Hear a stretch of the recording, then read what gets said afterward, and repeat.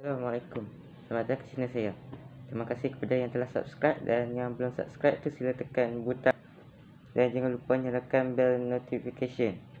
Okey, hari ni aku nak cakap pasal 10 jenis pedang dalam cerita anime Bleach yang terkuat. Okey, tanpa lengah-lengah lagi, okey, dekat tangga nombor 10 aku letak pedang ataupun Zanpakuto Minazuki yang dipegang oleh Unohana. Okey, macam kita tahu Unohana adalah kapten untuk divisi macam kapten untuk skuad penyembuh. So aku letak dia juga bukan sebab apa, sebab macam kita tahu Unohana ni dah lama dah jadi kapten. Dan dia juga dapat menggunakan bangkai. Jadi sebab tu aku letak, dan dia punya pedang dia ni agak unik sikit. Sebab macam kita tahu dia punya Shinkai dan bangkai nama dia tak sama yang first tu. Lepas tu dia punya dalam bentuk bangkai, kalau tak silap aku kita boleh naik dia punya pedang. Okey. Lepas tu dekat nombor 9 pula aku letak. Okey, dekat tangga 9 pula aku nak letak Kyoka Suigetsu, iaitu pemegang dia adalah Aizen. Aku letak dia ni dekat nombor 9 bukan sebab apa, tapi macam kita tahu Aizen dulu adalah bekas pada kapten squad, salah satu kapten squad yang lepas tu dia dia meninggalkan squad dia untuk menjadi jahat, kan saya cakap macam tu kan, sebab dia dah rancang lama daripada 300 ke berapa ratus tahun sebelum tu kan. Waktu tu Shinji, Lover, geng-geng tu masih jadi Shigami kan, sebelum mereka jadi Wizard. Tapi macam kita tahu Aizen ni, dia punya Zanpakuto ataupun dia punya pedang ni dapat membuat ilusi kepada sesiapa yang pernah tengok pedang dia. Sebab tu aku bagi dia punya pedang nombor 9, sebab dia dapat menipu lawan dengan senang. Kita tahu waktu first time Shinji apa semua tengok first time diperkenalkan pun, kita ingatkan katanya Aizen Sasuke ni dia baik, tapi dia jahat. Dan macam kita tahu bila siapa tahu flashback balik, waktu first time Aizen pergi ke tempat ke tempat Holo tu, kan kita dapat tahu kata dia mengalahkan Raja Holo dengan senangnya, sebab dia menggunakan dia punya Kyoka Suigetsu lah kan. Lepas tu nombor 8 pula aku letak dekat Suzumebachi. Suzumebachi ni adalah Zanpakuto yang digunakan oleh Soifon. Aku letak dia dekat nombor 8 disebabkan dia punya teknik memang bagi aku macam padu lah kan, tapi dia punya si Soifon ni masih tak dapat menggunakan dengan maksimum lagi. Sebab macam kita tahu Soifon hanya perlu mencucuk sedikit, cucuk sikit hujung-hujung macam tu je dekat musuh dia sebanyak 3 kali, dan dia punya musuh akan mati. So bagi aku memang padu lah dia punya Zanpakuto ataupun dia punya pedang lah kan. Lepas tu dekat nombor 7 pula aku letak Amagai. Amagai ni macam kita tahu dekat anime je kot, kalau tak salah aku dia kelak, dan dia punya pedang ni memang unik gila. Iaitu Raika. Raika ni adalah pedang jenis lebih kurang macam Ryujin Jakka lah kan, jenis api, tapi dia punya pedang ni bawah sikit level dia daripada Ryujin Jakka tu. So sebab itulah aku letak. Dan dekat tangga nombor 6 pula aku letakkan. Dan dekat nombor 6 pula aku letakkan Sode no Shirayuki. Sode no Shirayuki ni adalah pedang yang dimiliki oleh Rukia. Macam kita tahu Zanpakuto ni ataupun pedang ni diberi gelaran pedang tercantik.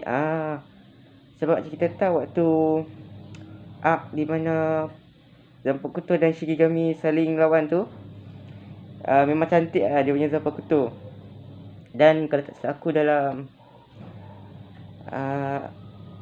nanti dalam anime Bleach yang akan keluar ni, dalam arc last ni, si Rukia ni akan menunjukkan bangkai dan memang lepas kata cun lah dia punya dari segi Rukia dengan dia punya Zanpakuto tu memang sesuai lah lepas panggil Zanpakuto tercantik. So sebab tu lah aku letak, dan kita boleh tengok pun dia punya kekuatan pun memang serius padu. Cuma si Rukia masih muda lagi, jadi dia tak dapat gunakan dengan sepenuh kekuatan. So nombor 5 pula aku letak dekat si Hiyorimaru. Hiyorimaru ni pun dia padu juga, dia jenis ais macam si Sode no Shirayuki tu. Just yang kali ni naga, dan dia punya Zanpakuto ni sebenarnya ada lagi seorang pemegang, tapi dia tak diakui oleh geng-geng Shigami sebab satu Zanpakuto hanya boleh digunakan seorang saja. Dan waktu si Hiyorimaru ni ada dua orang pemegang, iaitu Hitsugaya ataupun Hitsugaya dengan lagi seorang tu, aku tak ingat nama seorang tu. Mereka ni dua memang kawan baik lah. Lepas tu terpaksa bunuh satu sama lain. So lepas tu si Hiyorimaru ni kan memang padu dia pedang, kekuatan dia pun memang level tinggi. Just si Hitsugaya ni pun masih terlalu muda, dan Hitsugaya ni dapat menggunakan bangkai tetapi tidak penuh kekuatan. Sebab dia masih belajar gunakan bangkai lagi, sebab dia pun diberi gelaran macam ketua skuad termuda.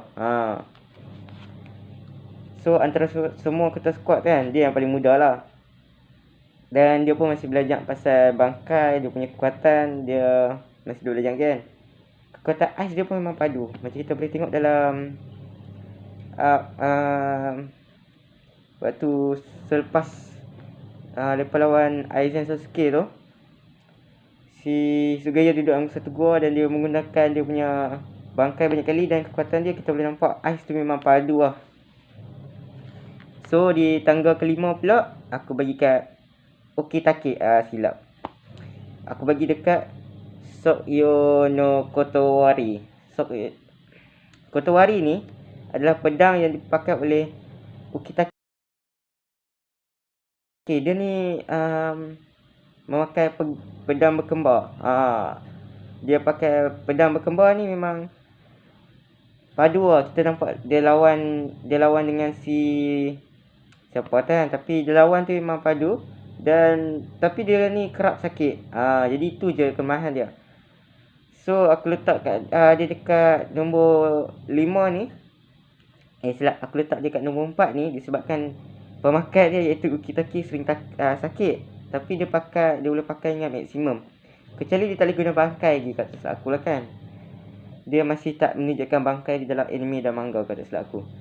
So sebab tu lah aku terpaksa letak dia dekat nombor 4. Kalau tak aku letak di nombor 2. Sebab aku memang padu lah dia punya pedang.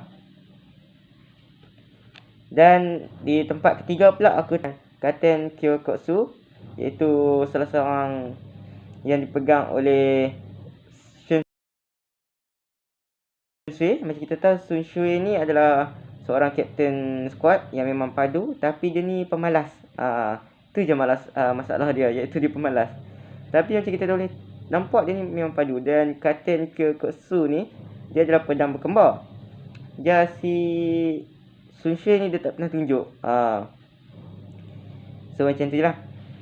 Dan di tempat kedua aku letak Ryujin Jakka, iaitu dipegang oleh Atuk Yamato. Si Yamato ni ataupun Atuk Yamato yang kita panggil kan, sebab dia pun tua, kita panggil lah Atuk kan. Dia memegang Ryujin Jakka. Memang kalau kita tengok dalam waktu si dalam di mana si Ichigo nak selamatkan Rukia daripada kena eksekusi ataupun kena meninggal, kena potong kepala disebabkan dia bagi kekuatan dekat manusia. So macam kita boleh tengok waktu Ukitake dengan Sun Shu nak lawan dengan si Atuk Yamato ni, dia membuka tu, baru dia buka Shinkai tu, dia tak buka bangkai, dia baru buka Shinkai, kita nampak api gelap habis dah. Memang bagi aku yang padu lah Atuk Yamato ni, dah tua-tua pun dah boleh larat nak lawan dia. Bukan biasa-biasa. Nombor 1 aku letak Zangetsu yang dipakai oleh Ichigo. Sebab apa aku letak Zangetsu? Sebab aku suka dengan Zangetsu ni. Dia tolong si Ichigo, tapi pada masa sama dia ajak Ichigo cara guna pedang tu. Dan dia juga macam risau dengan, macam kita boleh tengok waktu iaitu nama yang waktu si Ichigo nak belajar Last Getsuga Tensho, kan kita dapat tengok si Ichigo jumpa dengan Tensa Zangetsu, iaitu dalam bentuk manusia lah kan. Kita dapat tengok katanya si Tenso Zangetsu ni memang risau si Ichigo hilang kuasa dia kan, sebab dia tahu dah katanya kalau dia hilang kuasa, kalau dia gunakan Last Getsuga Tensho, kekuatan Shigami dia akan hilang. So memang bagi aku Zangetsu ni memang power lah. Dan macam kita tahu juga dalam waktu waktu Shigami lawan dengan dia punya Zanpakuto tu, kita dapat lihat katanya Zangetsu kelak pun disebabkan dia nak uji kekuatan Ichigo tu sendiri.